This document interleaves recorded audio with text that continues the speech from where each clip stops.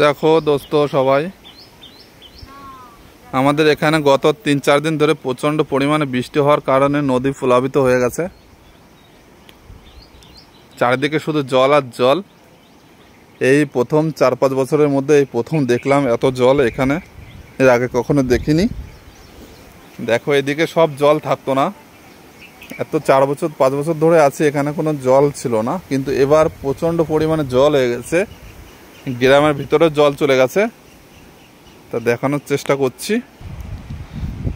দেখো সবাই, প্রচণ্ড পরিমাণে জল হয়ে গেছে, দূর দূরান্ত থেকে শুধু জল আর জল, যেদিকে তাকাবে শুধু জল হয়ে গেছে, জলমগ্ন এলাকা হয়ে গেছে।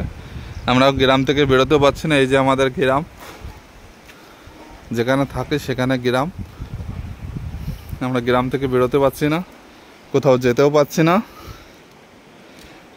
খাবার জলের খুব প্রবলেম হতে পারে, কি করব জানি না।